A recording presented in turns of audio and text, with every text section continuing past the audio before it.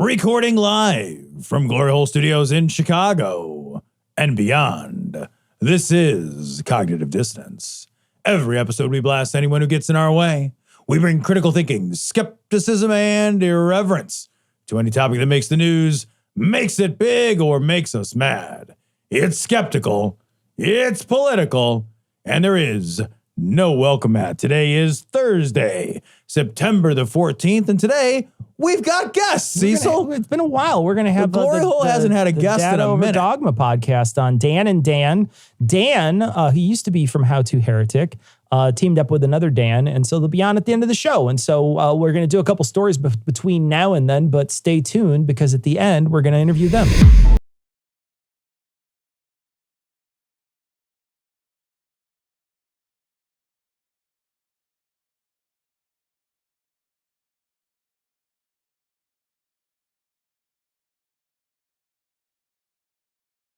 Yeah. It's Mexican Alien Day. Is it? It's Mexican Alien Day. I thought it was earlier in the week. I thought. Look, here's the thing. First of all, every day is Mexican Alien Day. It sounds This sounds really, like an immigration Can I just say, it sounds really anti-immigration when you say it. But that's not what we're talking about. When you say it like that, This it is sounds not what we're really talking about. It's not anti-immigration. Nope, that's not what we're talking about.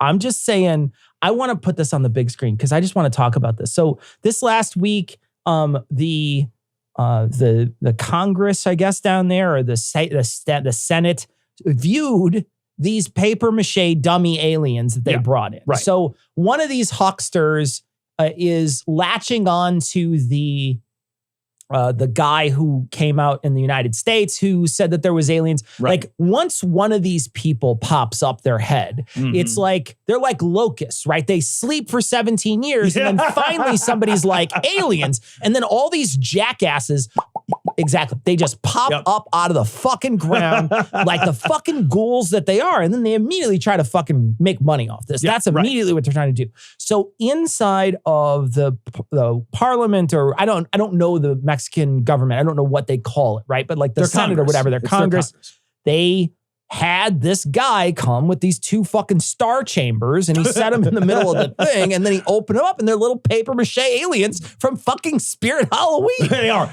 They do. Look, here's the thing, guys. If you're listening and not watching, there is nothing remotely real looking about this. Like if you're fooled by this, and also this guy has been caught lying about this exact shit before. Yes. There's like nothing new under the sun. It's like, here's a guy whose credibility is shot on this specific issue. Yeah. It's not like he got caught lying on his taxes, but he has like an alien in his back pocket or whatever. Like that guy, remember that guy who wrote that doctor book who was a tax fraud? He was also lying about the doctor stuff. Right. But one didn't correlate to the other. It doesn't necessarily mean he's lying about the But this is a guy who's got caught lying about this exact thing. He got caught lying about fake relics that he claimed previously were evidence of aliens. And now here's the same guy walking up, knocking on your door, being like, I got more alien relics. Hey, and like there's credulous dipshits who are like, really? Welcome to Congress, bro. Well, and then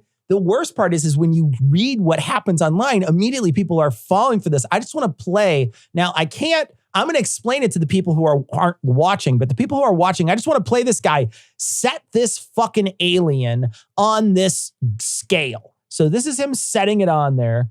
Look at how he's holding the alien. So, okay, Get the fuck out of here. Imagine you have, let's say it's a 2 foot long alien, right? It's like a fucking, it looks like E.T. It's literally modeled after E.T., except for the legs aren't short. The legs are like human bipedal type legs, right? Right. Well, this guy is holding this precious alien artifact of a fucking mummy of an alien like you would a prop from Spirit Halloween. He's holding it with his 2 fingers on the waist. And it's like, it clearly has no density to it whatsoever because it's made of paper mache and he's setting it on. Like, who holds something that is precious like a hot dog you're taking out of hot water? Who holds it like that? Nobody does that. No. And like, I do want to emphasize the preciousness. Like imagine, because it's not real. It's not real. It's super crazy, wildly not real. But setting that aside, let's pretend for a moment that it was real. Sure. there would literally be nothing more precious possible on Earth to exist. Yeah. So here you have something. And you would have there would be no reason for you to think that you understood how delicate it was. Right. Because there's no analog for you to attach this to. Yeah. So, okay. So you have in front of you, have in your possession, possibly the most precious possible thing to have. That is some units of delicacy. You don't know how delicate it is. Not delicacy. Some units of delicacy. Nom, nom, nom. Just eating this. This is a sushi tray they're putting on. You got to eat it on a naked lady. No, it's like a bigger naked alien.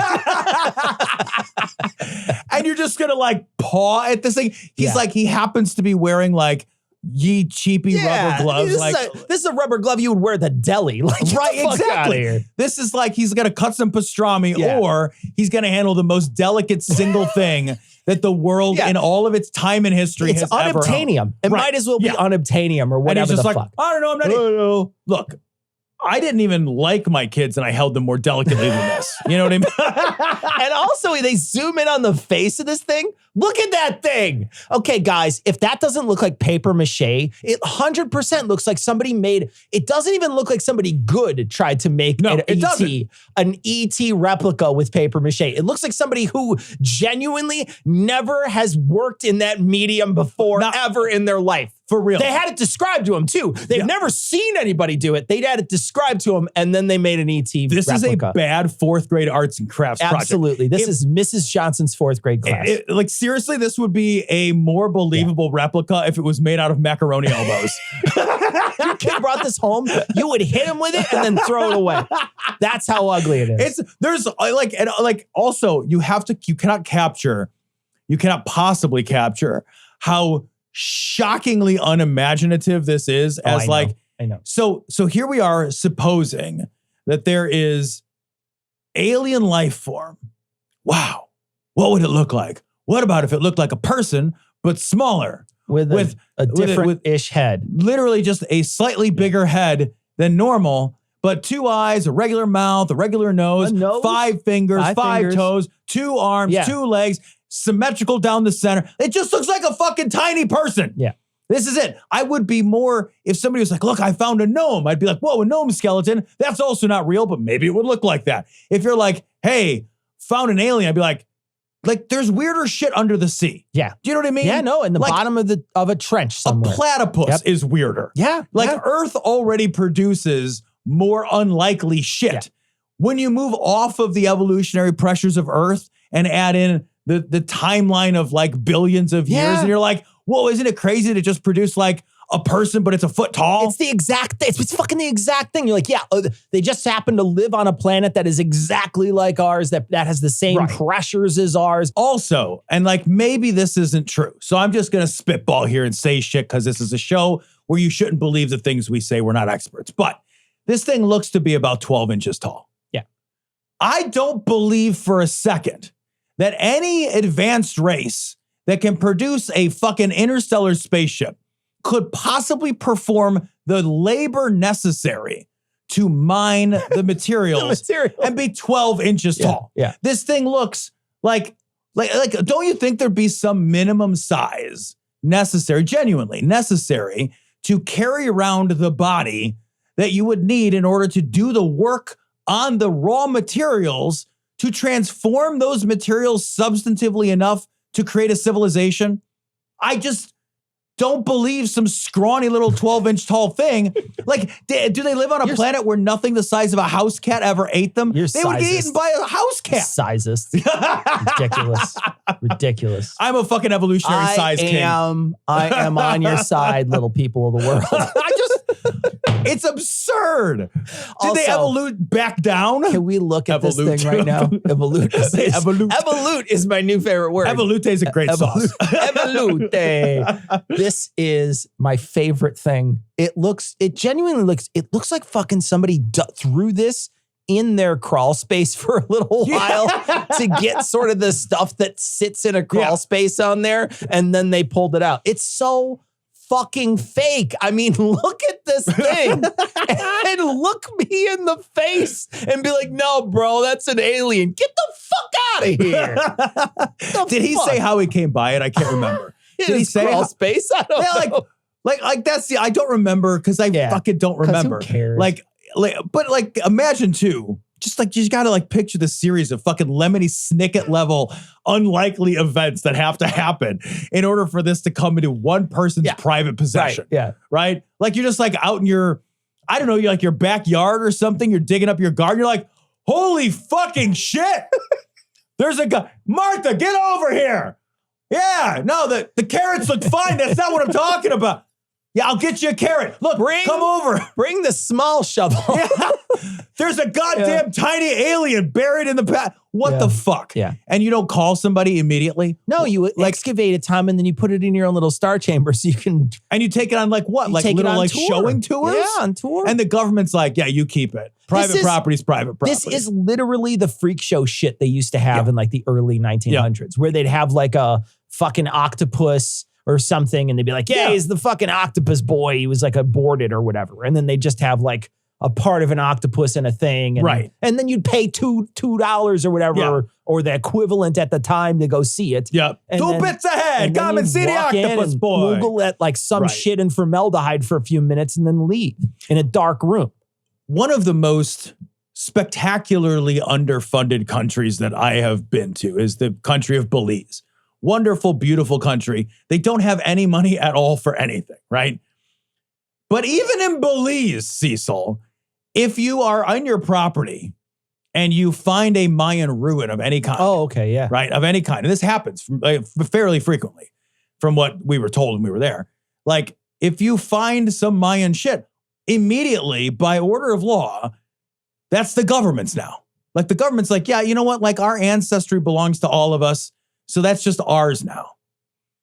I have a hard time believing some guys like, this will pretty much fundamentally change all of our understandings of biology and physics and astrophysics and cosmology. But it's my private property. Yeah. And everyone's just like, well, I mean, we're just the government. We can't take it from them. He put a cone on it. Right. I can't come near it. He did call dibsies. He had 2 chairs and a shovel next to it. The government is literally powerless against that. That's a Chicago joke, by the way. If you're he's shoveling off your street in front of your house. They shovel off front of their street and then they'll cordon it off and they call it dibs in Chicago. It's a crazy thing that people fist fight over. Anyway, it is a crazy thing people fist fight over. Like, also, like, if your house is in the way of like an expanded freeway, the government's just like, neat, that's our house now. And they knock it down and build their freeway. Again, nobody has a private property space alien. Right. Say it out loud. This is my private property space alien. This guy, like, what? Put this in his Toyota Corolla and drove it over to the Congress? Yeah, because it's paper mache. Yeah, I know, man.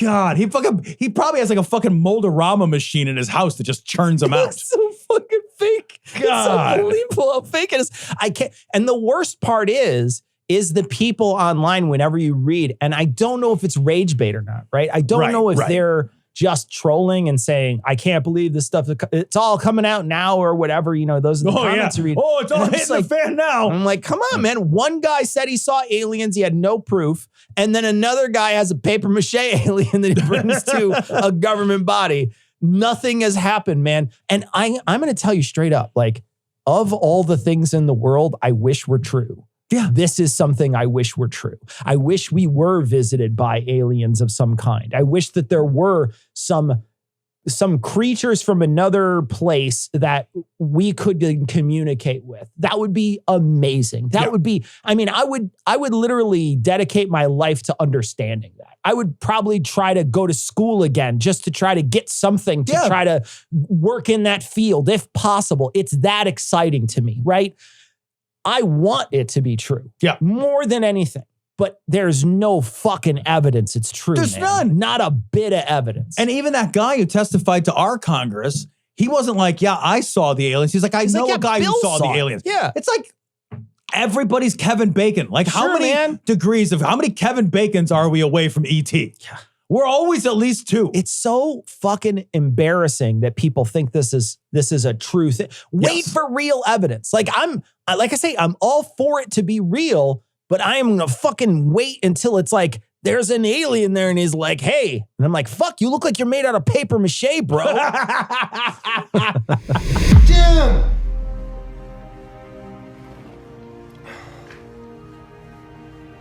I can't believe you committed.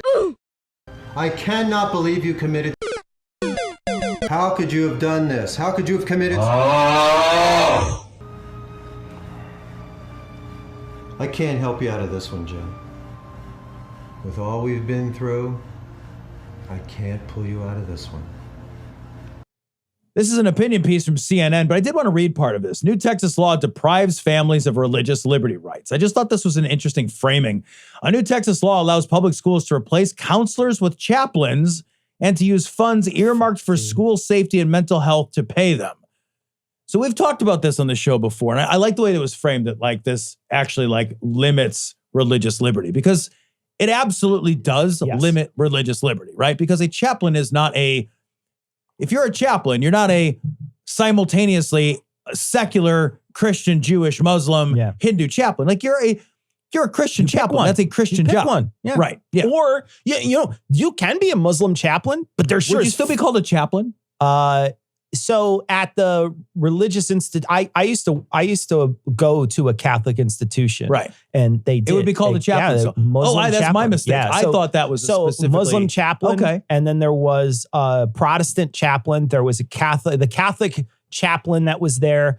They also had Jewish chaplain. They had a Jewish chaplain. Oh, okay, okay. So I didn't realize that. So I thought they had chaplains from different religions. That's what they called them there. I have no idea what they call them anywhere else, but definitely at the place where I went to school, they had them. But you can be something else, right? So you could be a Christian chaplain, but you could be a Protestant chaplain, right? Right. Or a Catholic chaplain, right? Which is very different from a lot of what these people want, and that's what I think is missed by them, is that this is a single religion that you're saying can be this person in this school. Also, these people are doing work that has been carved out and should be done by experts. Yes. And they literally have no expertise. I'm going to read this piece from the article because it's kind of fucking unbelievable. Each of Texas's more than 1,000 school districts now has 6 months to vote on whether or not to create chaplain programs. There are no requirements to be called a chaplain outside of passing a background check. People allowed to serve as chaplains in this program are not barred from proselytizing. Hold on. Before you continue, in order to get our concealed carry, we had to pass background checks. Yes, we did. Are we chaplains? We could be Texas chaplains. Are we chaplains? Yes, I'm a chaplain now. Charlie. Don't get the mustache. Real awkward now. Real awkward. Super Mixed awkward signal. Mustache. Bad. No, I was thinking silent film era, guys. God damn it. People allowed to serve as chaplains in this program are not barred from proselytizing and do not have to have any chaplaincy training or expertise in working with children. I don't have that either. Or people from different faith traditions. So here's the thing. It's just some fucking guy. And they're doing, first of all, chaplains should not be doing work that mental health professionals should be doing. No. And then to make it worse, they're not even real chaplains. Yeah. They're nothing. Like you could show up and be like, I literally don't know anything. And you're like, great, here's the mental health of my children. I would like to entrust you with it. This is what happens when we entrust education and the future of your children to the right. This is what happens. And they have made it a point over the last several years to work their way up from the bottom. So these school boards controlled by them, these small government institutions all around controlled by them. The next level up in the state government controlled by them. Yep. And that entire state is, I'm sure there's blue places, but it's certainly controlled at a lot of different levels by the Republicans. And they are doing this purposefully. They want to make sure, because very much what some MAGA person wants is another MAGA person and to get them the job via nepotism, right? Yep. They want to be able to look at somebody and say, hey, I know Tony, he can just go get a background check, be a chaplain in this school. We don't have to have a counselor anymore. We don't have to have these people who are teaching your kids about the LGBTQ. Right. We can have some fucking jackass yokel who lives down the road and they don't know fuck all and they'll be in the school. And this is an indoctrination attempt. Like there's a right-wing ideological indoctrination because also, and they've said as much, the right feels like mental health care is woke. Yes. Like proper genuine evidence-based mental health care is woke. So this is a way for them to fulfill a requirement in a school to have mental health services and then to not fill those services because these services, like it'd be like, it's like having instead of like, oh, we're going to have a mechanics program so we're going to replace all the mechanics in your town with the new mechanics program. And to be a mechanic, all you have to do is pass a background check and now you're a mechanic. And you never have to have held a wrench a day in your life. And the thing is, like, people are going to show up in need of mental health services. And instead, they're going to get some fucking guy. And maybe best case, they'll get some good person who's nice to them and has a fucking theocracy degree. Or a religious studies degree. That's the best case scenario. The worst case scenario is, like you said, it's somebody's cousin's fucking uncle. Yeah. Well, and they want to punish people that are in the margins, right? So the people who need those kind of services very often are trans people, LGBT people, people who don't fit a regular mold, face discrimination. Very face discrimination. All those people are going to go looking for help. And who are they going to look to? They're going to have to look to some jackass who wants to expose them, who wants to hurt them, who doesn't like them. People they don't feel safe with. They want to put those people in those places so that they can essentially, monitor the people they don't like. Yeah, man, that's very true. There's a surveillance element to this that feels like really fucking nefarious that I hadn't thought about. Also, it just occurs to me too that, like, depending on, like, if you're a mental health professional, in many cases you're bound to certain confidentiality. Yes. Yeah.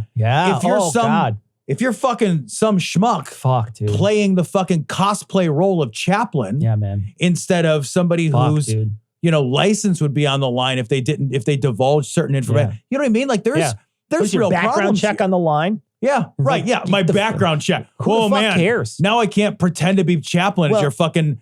And then to expose those people, right? Because they can. And because there's no repercussions. This is a shit. You're absolutely right.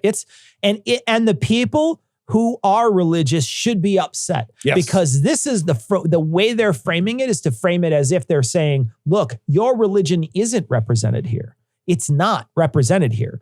What we need is no religion represented here. That way everyone can be equal. What you're doing is favoring one religion over 100%. The thing is that, like, with the right, what they have come to understand, I think, and they're not wrong, is that there is a sort of like new American brand of Christianity, which they can just sort of layer it over everything.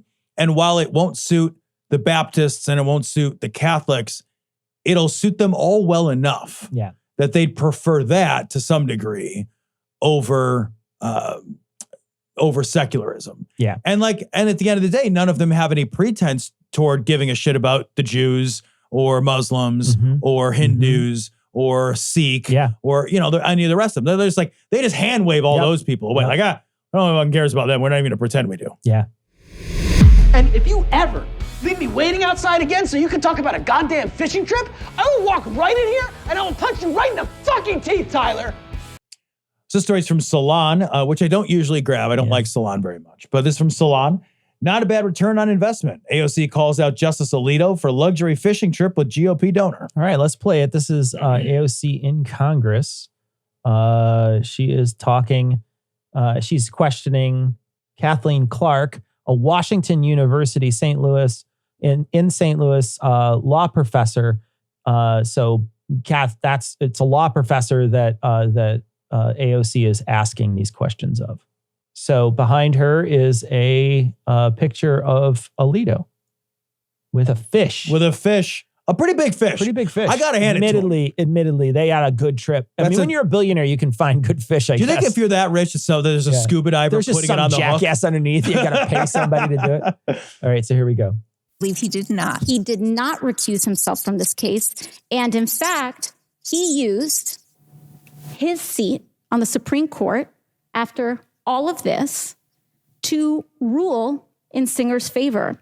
And following the decision, Mr. Singer's hedge fund was ultimately paid $2.4 billion because of this ruling. Not a bad return on investment for a fishing trip there. Now, Professor Clark, would a federal judge in a lower court be required to recuse himself? The gentlelady's time has expired. May I answer the question, sir? I think the discretion of the chair, yes, you can answer Thank the you, question. sir. Yes, there's a federal statute, I believe it's 28 U.S.C. 455, that does require recusal by both justices and judges under certain circumstances. So that part's really important, actually, I think. So all the other judges in lower courts, if presented with the same conflict of interest, would be required to recuse themselves. But the Supreme Court has no higher supreme. There's no like the Supremes Court. Yeah. Although there should be. There should be. There should be. They just plays their music all the There time. should just be a Supremes Court. Why isn't there that? There should, but since there's no Supremerist Court, Supremerists. double extra supreme with cheese court or whatever, like there's no accountability. So it's like, hey, all the other lower court guys would have to recuse themselves. And it's like, yeah, but I don't have to do anything I don't want to do. And there's no one. We've basically created the court of na, you can't make me. And what is so crazy is there is literally not anything anybody can do about it. Nothing. There is no rules. No one has any power over them. Every opportunity that has been taken in the last 10 months to shame them about this, they have not a bit of it, not a tiny bit of shame. And, there was a time where I think that some of the things that are happening in government, if they were to happen back then, it would have been a huge fucking scandal, right? It'd been a huge scandal. That person would have just been thrown out. There'd been like, people running around with they'd be clutching other people's pearls, not only theirs. They would be freaking the fuck out. But we have gotten to the point now where I think people understand that there's no power anywhere. No. There's nothing that can make these people who are in power do anything that they don't want to do. Yep. So they can just look you in the face when you'll wield the entire power of Congress or something else. And they can be like, I mean this, go fuck yourself. Yeah. Oh, And when they do that, everybody else is just like, well, he got me, boys. Yeah, I know. It's like we were beaten by the best. Yeah. It's nuts that like we've gotten to a point where they figured out it's, there's when you've got kids, the fear as a parent is that like your kids are going to realize you can't actually make them do anything without beating them. So like, unless you're willing to like beat your kid into submission, you can't make them really do like you govern entirely through a social contract that everybody agrees to. And our government is built on a series of social contracts that we all have sort of tended to and agreed to. And like, if you were an awful, corrupt, shitty, lying scumbag, that used to ruin your career. Sure. And now it doesn't seem to have, now it can advance your career. It doesn't do anything. Like, it's like these justices are absolutely bona fide corrupt. There's no way. You can't do those things and still have some kind of integrity. Yeah, you're a shitbag. If the word corruption means anything, it has to apply to Alito and Thomas. Yeah. It just has to. It'd be like if Keith from Modest Needs was my cousin. Yeah, right. And he's pocketing the money. And you're sending him all the money, and he's like, turns out I had a modest need. And he's pocketing it or something. Yeah. That would be that. All that's the money the would level. send to immodest needs. That's genuinely the level that we're at, though, where it's like that nobody cares. It doesn't matter. I mean, it's as close to fraud as you can get without being fraud, without being prosecuted. You can't prosecute it. And it's like before, like, and not that long before, this would ruin careers. People's reputations would be ruined. But I think something has changed where violating the social contract has become such a new normal. Yeah. And that I think we're like living in a world where we have this constant tragedy fatigue. Mm-hmm. And we're just sort of exhausted at the idea of yet another scandal. And it's like you can't even put them all in one place and hold them all in your mind together. And you can't maintain that level of outrage in a way that's safe for you. And so it's almost like the politicians have figured out that if one of us is corrupt, there's a problem. But if we're all corrupt, then it doesn't matter. Then you can suck our dick and fucking like it. And if I were to read to you, go to Donald Trump's scandals wiki page and just read them off. You have forgotten, I guarantee you have forgotten 85% of the things that happened while he was in office that were genuinely a scandal. You forgot 85% of them. Which is insane to think about because one, I know for a dead certainty that that's true. And two, I feel like you and I are more plugged in than the average Joe. Yep. So if I've forgotten and I make a show about this, I make content every week. I spend my time pretty diligently, like being a news hound to prep for this show specifically. And because it's an interest, but like, what's the rest of the world? They're 10 times more tuned out of that shit. Yeah. 20 times more tuned out of that shit. I was born in Clifton, New Jersey, which was not at that time a federal offense. So this story comes from The Guardian. Anti-choice states aren't satisfied. Now they want to punish traveling for abortion. We knew that was going to happen. We You absolutely 100% knew it was going to happen before it even started. Yep. You knew that the states that were going to outlaw abortions were then going to, because we saw it before it actually, before the Supreme Court even ruled on it in Texas. Yep. We saw it in Texas because they had very, very strict rules there already. And if you left the state, they weaponized their populace to sue people. Yep. And so we saw it beforehand and we knew it was going to happen, but now it's starting to happen in all these different places. Yeah. And like the state that they're talking about in this article specifically is Alabama, right? And so it's especially distressing because it purports an instance where somebody is lucky enough to leave Alabama.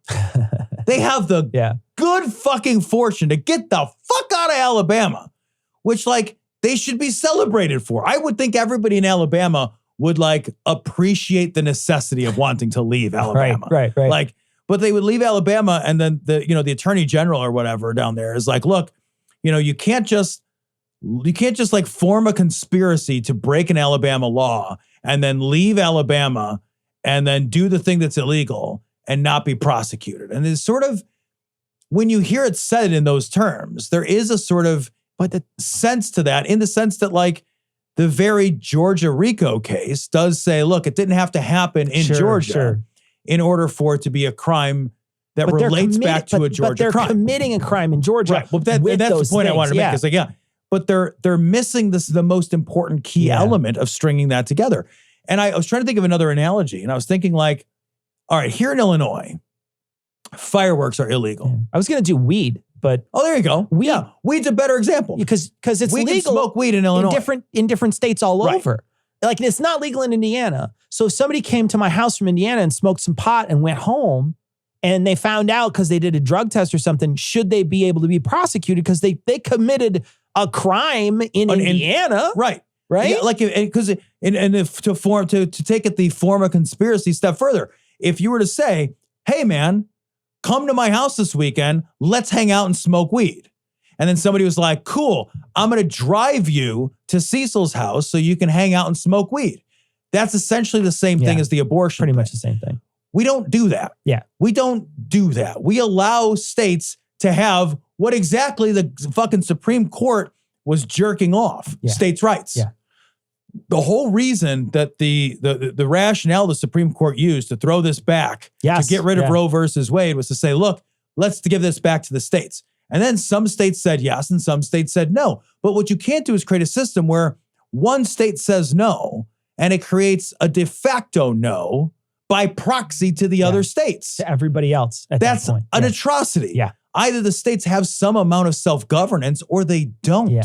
And the problem is that they're going to be now prosecuting or going after these people. And then the worst part is that this is a corner. This is all sewn up for them in the Supreme Court. So if somebody does try to sue them and say, hey, you can't do that, I guarantee the Supreme Court will rule on favor of Alabama. Yeah, they're going to be like, no, we wanted it. We wanted to basically have abortions across the board. And they can basically say that any Alabaman is not allowed to have an abortion, period. Like, it just seems like the whole thing is so wrong. It's so deeply fucking wrong. Deeply wrong. There's some major problems with states as it is, right? Yeah. States in general in our country, there's some major problems with it, but this highlights the real problem with states' rights. Yeah, and this is always what the right wanted, It right? is. Oh, the right never wanted to respect the will of the local people. No. Because in every state, and then like in every state where abortion is on the ballot, abortion wins. Yeah. Abortion rights win every time.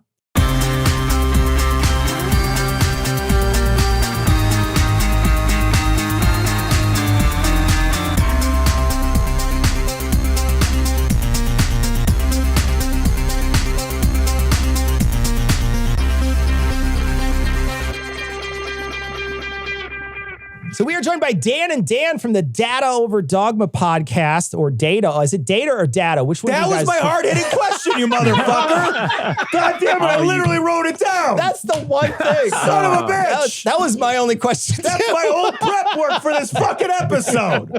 Son of a bitch. All right, I'm out of here. You know what? Fuck it. I'm out of here. We're doing it live.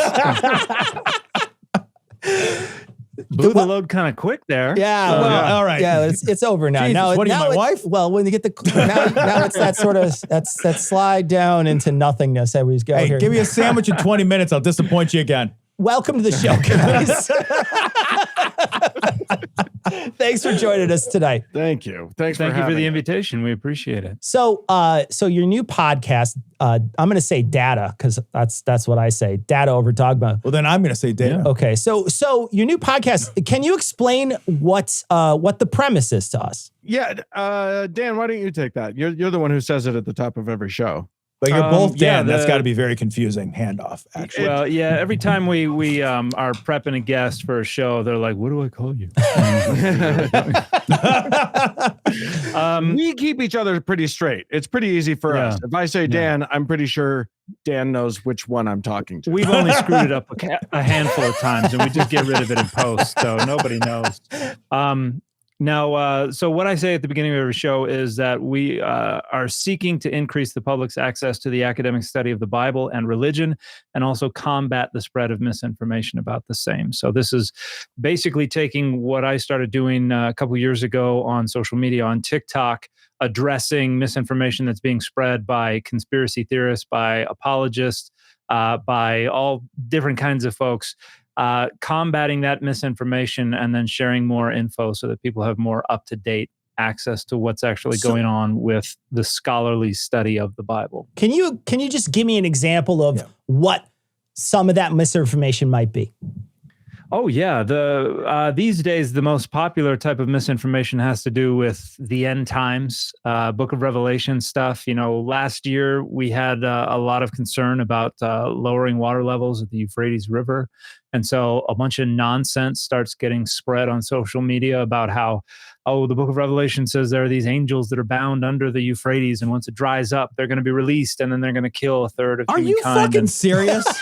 Hold on a minute. I'm sorry. Serious. There are people. This is the least crazy stuff that is coming out of Revelation. You guys, that's gentle. That is baby. That is baby talk right there. There are angels in their minds that are now in the muck. They're like those under the river. They're like those salamanders that come up every 15 years when the rains come in on the plains or whatever. And it's like, man, if these supernatural beings of celestial origin ever dry out, woo! Well, we're in trouble now, motherfuckers. I'm trapped underwater. I don't have supernatural power. I'm all wet. I'm not. Is it time to end the world? Nah, my pants are wet. I'm not ending shit. With a guy who had long hair and then he got his hair cut short and then he lost all his power. You're not wrong. Yeah, I just fucking okay. The premise is pretty thin. You can't really think too hard about it, or it just falls apart. But there was even audio that was kind of put together with a video that where you hear like clanging and chains and groaning and stuff. Underwater chains. Well, it was showing like an excavated area. And so they're like, this is the dried up riverbed. But, with 90 seconds of Googling, you can find out that this video was first published like 7 years ago. And then it was supposed to be the grave of this Pakistani cleric. And so this was supposed to be in Pakistan, and it was supposed to be him groaning and rattling his chains in a very Marley-esque way. Yeah, I was going to ask if this was Christmas past or future. I didn't know which. What's funny? It's the Muppet version, really. So. And you guys are the two old men grousing at the thing. I get it. I get the shtick. I get it. Yeah. I just like that Dan just said, look, if all that we did was actually just Google the things that everyone should just be fact checking by Googling, we would have a show. Like, I don't know why we bothered to get Dan, who has a master's degree from Oxford and a PhD from Exeter University. Like, why do we need all this? All we need, as you like to say, Dan, is like a little bit of competent Googling. And I said something in a video once. I said, we need more people who can think critically and Google competently. And immediately everybody's like, that needs to be a shirt. I have some merch, and so I went in and I tried to make a shirt out of it, and then they were like, "You can't use Google. That's trademark." So. You immediately get a knock on your door, like, no, you're not allowed to do that. Weirdly, though, you can say Bing competently. Nobody cares. Nobody cares. You can say Bing would be fine. Yeah. Also, no one would understand what you're saying. That's true. It doesn't work. They might pay you to do it. So, web crawler competently. Just ask Jeeves. My academic friends and I, like, we kind of laugh about this because, like, I'm not a specialist in all things. I have my area of specialization, and I'm trying to kind of become a generalist. But really, all you need to do is know how to Google. Like, if you can recognize good sources and not good sources, and kind of have a sense for what scholars are, know what they're talking about and what scholars don't. I mean, you can navigate your way through this and figure out what's good info and what's not. So that's the biggest secret, is just, I'm really good at Googling stuff.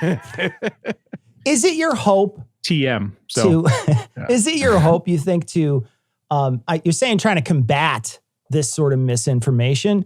A lot of people that are, that believe the Bible or that follow the Bible, the dogma is too powerful, right? The dogma is the thing that they believe, and that's that. And really, genuinely, no matter what the data says, it's not really going to convince them. Is that are you thinking that when you make a show, the audience for you is going to be those people, or is it going to be the people who have the conversations with them? It's going to be the people who have the conversations with them, the people who are suffering and struggling because either they're wrestling with these things right now, where they've, the critical thinking, they have a little bit of that cognitive dissonance, and they're trying to figure out how to move forward, how to better understand this. I get a lot of messages from folks who say that they were raised with this. They're not there anymore, but this is therapeutic. It is healing for them to learn that the things that happened to me when I was young, when I was growing up, are based on these dogmas and not necessarily on the data. So I think there's research out there that suggests that the two things that have the highest chance of success in getting people to think critically about these dogmas are close personal relationships and personal experiences. And so I can't offer that in my videos, but the more we can spread the message and the more people are educated on these kinds of approaches and understand a lot of these frameworks and methodologies, the more opportunities there will be for people out there to have personal relationships with people who can help them begin to think critically, and they can have personal experiences to help them break down those defenses and begin to think critically. So it's never going to be totally successful. We can't win this battle, but I think we can move the needle. I see signs that it's already happening to some degree right now, and so I'm hopeful for the future. I love the fact, one of the things that I love about our show is that it's split pretty evenly among atheists like me and believers like Dan. So the atheists come because obviously a lot of us have wanted a place to learn about the Bible that isn't devotional, that isn't going to try and convince you of its truth or its worth, but also isn't going to try and tell you that it's like, this is bullshit. Like, there's plenty of places to go to find, like, look at how stupid all this is. And that's fine. It has its place. But also, when I read the Bible, I didn't understand an excessive amount of it. I didn't feel like I had enough background to understand it. And I didn't feel like I understood the era and the culture that it was coming from. And I didn't feel like there was anything I could do to gain that. So having someone who actually understands that, who's willing to do a show that is not devotional, where it's, this isn't, it's not about faith promotion. And half the time, we have plenty of people who hate what we do because we're telling truths that they're not ready for, that they're not, or that they're unwilling to look at. But all we're doing is really examining what's in the Bible, what it is, why it exists, what it actually says, what it doesn't say. And, like we recently did an episode about abortion in the Bible, and there is no abortion. Abortion isn't in the Bible. The Bible doesn't actually take a stand on abortion. But we went through arguments on both sides and really explored what that is and what the data show about it. So, Dan, this question is for you. But Dan, if you want to step in, that's fine too. But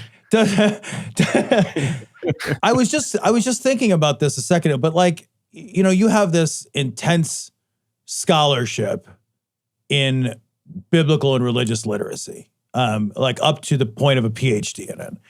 And I thought immediately, like, does the Bible require a level of context and linguistics and historicity in order to really understand it properly? And if it does that negate its value as a book for the people to understand themselves and their religious beliefs? I think that has to do with what someone is hoping to get out of it, because people read the Bible for a lot of different reasons. There's some folks who just want to commune with deity, their concept of deity. And so reading the Bible helps them feel whatever it is that they think reading the Bible brings. And so I don't think they need to scratch too far into the surface for it to achieve the function for which they've come to the Bible. There are a lot of folks who want to deploy the Bible to structure power. They want to understand better the history and what's going on here. And for a lot of that, I think somewhere along the line, someone has to have that kind of education, that kind of access to those data in order to report back to them. If one is just reading it on their own in isolation from the research and the contextualization and the history and everything, they're primarily going to be I use the metaphor of it's like a bucket of Legos. Some people say it's like a jigsaw puzzle. Oh, you got to look at the picture on the box. There's no box. There's no picture. Right. If to the degree somebody thinks there's a picture, that's just their tradition that is providing them an authoritative understanding of what they should be arriving at. I think a bucket of Legos is more apt because we don't have the instructions. We don't have a box. We don't have a picture. And Legos have a lot more flexibility with what you're making with them. And so somebody who's approaching the Bible independent of the scholarship and the research and everything is going to make whatever they want to make with it. Sometimes that's harmful. Sometimes it's not. Sometimes it's therapeutic. Sometimes it's helping them with relationships with their family or with others. Somewhere along the line, you're trusting somebody else's scholarship. If you're reading the Bible in English, you are relying on someone who has a PhD. If you want to try to drill down and say, well, in this context, this kind of terminology is used to achieve these kinds of things. So this author who's writing to this audience for this reason is, if you want to be able to understand it at that level, you have to either get that education yourself or you have to trust the words of someone else who has that level of education. So it's got to be in there somewhere for, I think, most reasons that people read the Bible. But at the same time, there are some folks who approach the Bible for other reasons that I don't think need all of that data or research. They still usually need a translation, though. Do you think that learning deeply about the Bible strips the veneer of mysticism away from it? I think it's more common that the veneer of mysticism is gone, but there are also folks who are very well educated on it who find more significance. I don't know about mysticism, but at least they find more meaning and more utility on a spiritual level for the Bible, because it can become even more flexible a tool for engaging spirituality. And so I think the level of spirituality lessens, but for the folks who are still there, who are still plugged into the spirituality end of things, I think it can be more dynamic for them. But yeah, for more people, it does kind of rob it of that mystique. Yeah. When I was writing my dissertation, my supervisor would say it's a strip show. You don't want to show everything at first. You're kind of going piece by piece, but once everything's gone, you're kind of like, and so that's what the Bible is for a lot of folks. But yeah, I still think there's so much mystery left in it. How people were using it, what authors were writing certain things to mean, how poetry was used, all that kind of stuff. I think those are questions that we're going to be spending centuries trying to answer. And so I still think there's a lot that's fascinating about it. With all, and you guys have had 2,000 years. You're still not figuring it out yet. Come on. Almost 3,000 years for some of the stuff, right? But we discover new stuff all the time, like the Ugaritic texts in 1920, which I also know what those are. I was hoping you'd bring them up. I'm about to say. So there was a farmer in Syria in 1929 hit a big rock with a plow. An angel flew right out. It was crazy. Insane. I'm glad I'm not underwater. I'd be trapped. It wasn't by the coast. Okay. But dug this thing out and was like, whoa, this is something man-made. And it turned out to be a large sarcophagus. A bunch of archaeologists descend on this area. They uncover an entire city called Ugarit with about 1,000 texts written in a cuneiform script that no one had ever seen before. Turns out it is an alphabetic cuneiform script closely related to Hebrew. They are able to decipher it. And now we have the Ugaritic texts, which have ritual texts. There's letters, there's receipts, there's mythology. And we started seeing stuff that's mentioning, like, there's stuff that is quoted in the Bible in the Ugaritic literature. And so, like, this totally revolutionized our study of the Hebrew Bible because it gave us another set of texts that were doing a lot of the same things that the Hebrew Bible was doing, but in a very closely related language, and it was other deities that were involved. And so, like, there are always new things being discovered that help us shine new light on what's going on here and understand things in different ways. So I think it's a very exciting field. Most of the folks I talk to, it bores them to tears. So I think there's an interesting, I know I touched on it with my last question, but like, it just keeps like occurring to me differently. But like, I do think there's an interesting point of tension between what you're describing, which is this really intensely intellectual examination that's based on history and language, et cetera. And then like the practical day-to-day actual use by lay people of the Bible. It's like there's the you guys, and you guys are this like sliver of a sliver of a sliver of the people that are looking at the Bible and using the Bible as a tool, as a tool to either engage themselves intellectually, philosophically, spiritually, politically. It's almost all not what you're doing. Like, what you're doing is this like super niche kind of like use of this tool. And everybody else, all the lay people, have this same tool, right? Or at least they think they do. And I understand that they don't. They fundamentally don't have the same tool. But like, it just seems like such a bad tool if this came from God, right? If this came from God, in any way, in any divinely inspired way, even a littlest bit, it seems like the worst possible tool. Because like almost nobody is you. It'd be like if God came down and was like, I strongly suggest a hammer. And like a tiny fraction of people can barely see out of the corner of their eye the shape of a hammer, and everybody else is like flipping burgers with it. It seems that far apart to me. So I'm curious, like, as a scholar of this, how you think of, or whether you reject that tension, or, you know, where you're at with that.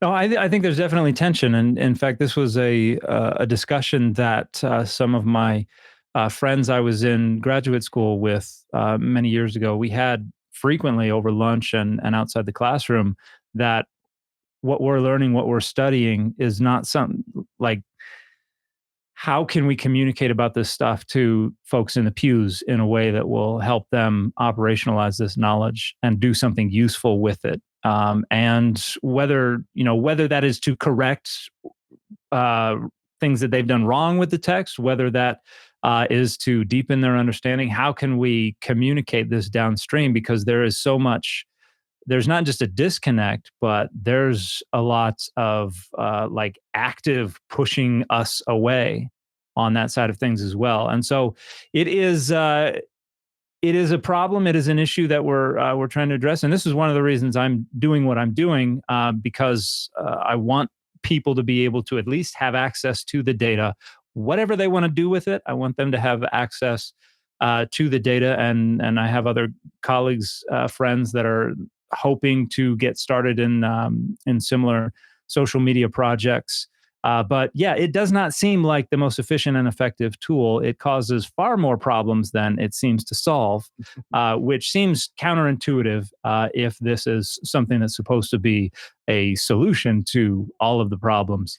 It is a liability. I would suggest most of the time it is being deployed. So it does seem weird that like the divinely inspired communicative tool doesn't have any self-correcting properties to it at all. That like what are you talking about? The thing corrects itself constantly. Like all through it. It's like this verse is completely rejecting the last verse. It happens all the time. The first two books of the Bible are literally contradictions of each other or a correction of each other. Like if you, I think that's pretty. I think the academic study of it is genuinely like it is fascinating, and I think it's important, right? Because like massive amounts of our culture have been shaped by it. So I'm not throwing the baby out with the bathwater. Like I think that this is important, necessary historical work that has significance on how like our government fucking operates. Well, like I absolutely do. Oh gosh. And but at the same time, I'm like struck that like this is just the worst tool. Like it just is, I can't kind of get, because like if in order for me to respect the education that you have and the time and effort and energy that went into getting that, I have to also recognize that none of that should be necessary for a divinely inspired book intended for people at the mass lay people level to read, to commune with God. Do you know what I mean? Like, You'd be surprised. One of the things I think is amazing. I feel like too dumb to understand this. One of the things that I have found amazing about the feedback that we've gotten is that so many people have written into us or comment on Dan's TikToks or whatever, who say, I went to Bible school. I went to 4 years of Bible school and I didn't learn any of this stuff. Yeah. Because there's a difference between Liberty University and what they teach to pastors, right? Which isn't this, and what the actual real academic world is looking at. Like it's worlds apart. And I find that to be really fascinating. It also occurs to me too, Tom mentioned Christian Nation. I mean, we have many, many politicians who talk about the Bible all the time and talk about what it says. Do you find that they are just wrong about the things that they're saying? Do you find that they're misquoting something or they're saying something that really isn't there? Overwhelmingly. Okay. Yeah. They're I didn't expect that answer, but okay. All right. I'm in Utah. And Mitt Romney just announced that he's not going to run for re-election, which means we're going to get some stooge who's going to be our other senator, who is going to be, and some people think it's this Tim Ballard guy, who used to run Operation Underground Railroad and write awful pseudo scholarship about history, and I'm not ready for that. But I actually we may have to move. Do you guys have a guest room? Come on out. We'll put you up. Chicago's a I ran city. for the state legislature here in Utah twice, in 2018 and 2020, in a deep red district. Like I didn't really have a chance of winning, but I moved the needle quite a bit. And so I have a lot of friends who are in politics, and I have to the degree I can speak about having an enemy, they're all in politics, and they're mostly on Twitter, and I get people from the Democratic Party, and even I forget exactly what she campaign manager for a Republican Utah politician who's a friend of mine, but they will send me clips all the time. Said so and so just quoted this, or so and so said this about the Book of Mormon. Or so-and-so did this, is that right? And overwhelmingly, I have to say that has absolutely no relationship with the truth at all. Because like if anybody is going to misuse the text in the service of their own structuring of power and values, it's going to be a politician. Yeah. Like, Sure. That's Yeah. the MO. And so it's inevitable. And so there's some folks I think use it more responsibly than others. And they tend to be the folks who are advocating for the minoritized or the oppressed or the marginalized groups. That tends to be a more responsible deployment of the Bible, but that is not the majority of the political deployments that we see in the public discourse today. I'm curious if through this show, people that respond to you and interact with you that have spent their lives like engaged in some kind of, whether it's Liberty U or whether it's like having gone to Sunday school their whole lives, something that approaches like study of the Bible. They've gone to Bible study at their friend's house, their pastors. They've got to feel like tricked, right? Like they've got to feel like hoodwinked when they listen to the show and they come to realize like, what? Like I spent like years of my life reading these passages and being told they meant this and referencing back to the other thing and scooting around and bopping or booping. And like, I thought I had a real grasp on it and I gave it a real effort and I put the real work into trying and I read these things and I prayed over it and read my kids the fucking golden book of Noah or whatever fucking things that I read when I was a kid. Like, you know what I mean? And then they find out like they come to your show and it's like, well, yeah, this show should actually be called Well, Actually, the Bible edition. And like, your whole life is based on a series of mistranslations and lies, like that's got to feel very destabilizing. Do you encounter that with your conversations with listeners? I think the folks for whom it would be the most destabilizing are the folks who have the most kind of defenses up, and our show is not going to just drop them immediately. And the folks who are willing to think critically, I think they, from what I have seen, their engagement with these data, they think about it in terms of their own experience. Because most of the folks who've gone to Bible college and stuff like that, they've had opportunities to share that information as well. They've shared it on. They've, paid it forward. And they think, well, I was doing it based on what I thought was the best information available. And so they don't feel like, they're lying to anyone. They're intentionally misleading. And the folks that I've had that deep of a conversation about this stuff with, generally, I think, can extend that charity to the folks who passed it on to them and think, I was misled. I was not fully informed. I think the same is probably true of the people who were teaching it to be. Now, the prosperity gospel preachers and the megachurch folks, they're the ones that are like, they're straight up lying. So I don't think they're as upset with their professors in Bible colleges and things like that. But yeah, I think the folks who probably were directly lied to, I don't think they have. I think their defenses are probably too strong right now to take it too seriously. Although I do think one of my goals with this show is to get a needle in to those people, the people who have their defenses up. I've had atheists friends ask me if my goal with this show was to create more atheists, which I would have no problem with it doing. I would be very happy with that outcome. But far more important to me is I want our show to be to be the thing that takes down people's fundamentalism, or people's Bible literalism, all of this stuff that is, that is used in ways, deployed, as Dan says, in ways to hurt marginalized communities, to structure power.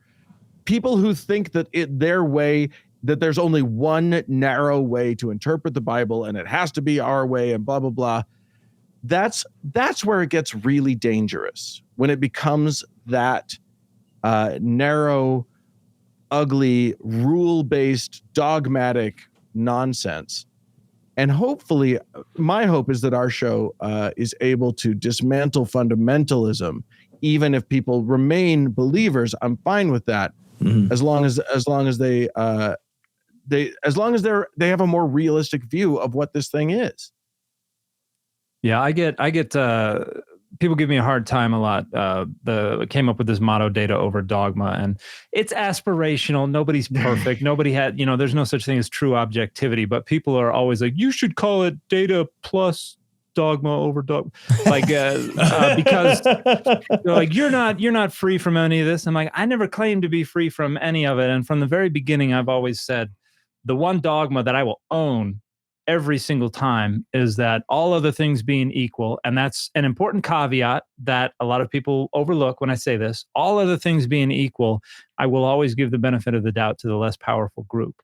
And so that shines through in a lot of the work that we do, where a lot of times we are advocating for the rights and the experiences of minoritized, marginalized, oppressed groups. And so every time someone says, "Oh, you're being dogmatic too," I guarantee there's a MAGA hat somewhere on their social media account, because it always gets reduced to that. Somebody's upset with me because they're a right-wing authoritarian and they're mired in social dominance orientation, and I piss them off because I am saying that their worldview is a knuckle-dragging worldview. But obviously, I'm happy to do that. In that marginalized group, you heavily include straight white men, right? Like, because that's I should have the most hated group. I could shorthand that to say podcasters. I could have shorthanded that to say podcasters. I was gonna say straight white bearded men. There we go. Yeah. Because I'm really feeling the pressure lately. Guys, if people were going to find your show, where would they look? I mean, everywhere that you find podcasts. We are on YouTube as well. So we've got that.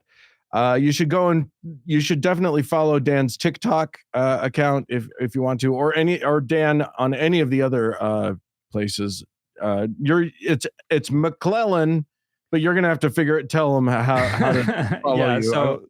So my username is rather unique. It's a phonetic spelling of my last name that I used when I was living in South America, because they don't like names that start with 4 consonants in a row down there. So it's MAKLELAN. So that's my handle on TikTok, on Twitter, on Instagram, on YouTube. So all over the place. But yeah, Data Over Dogma on any of those the pod blasters of your choice. We should be there. Oh, we'll make sure wherever there is injustice, we'll be there. We'll make sure to link it in this week's show notes. Guys, thank you so much for coming on. We really appreciate it, and we look forward to talking to you guys again. It'd be great. Thanks a lot. Thanks for having us. Thanks so much, guys.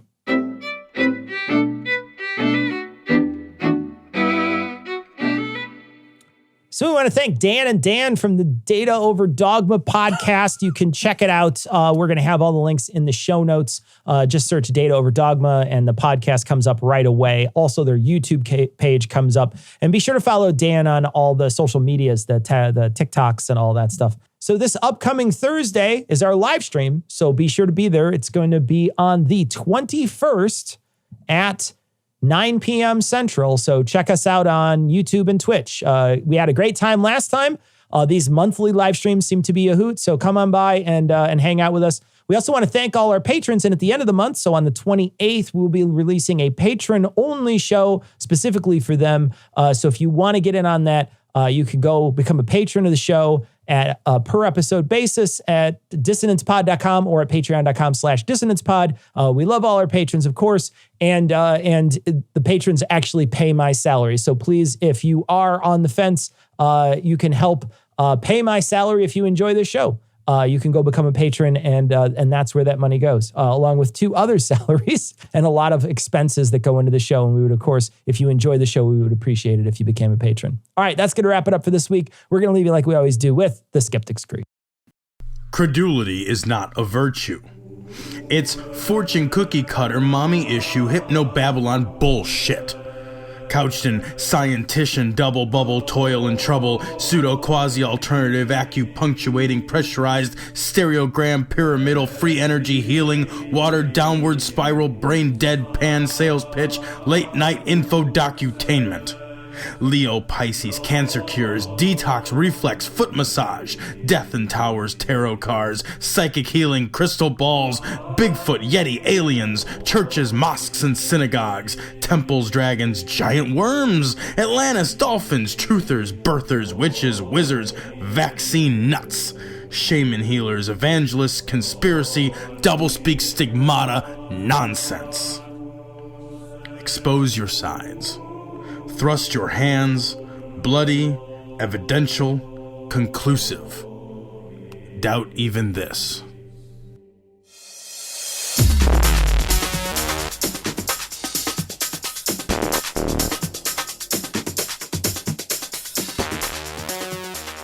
The opinions and information provided on this podcast are intended for entertainment purposes only. All opinions are solely that of Glory Hole Studios, LLC. Cognitive Dissonance makes no representations as to accuracy, completeness, currentness, suitability, or validity of any information, and will not be liable for any errors, damages, or butthurt arising from consumption. All information is provided on an as-is basis. No refunds. Produced in association with the local Dairy Council and viewers like you.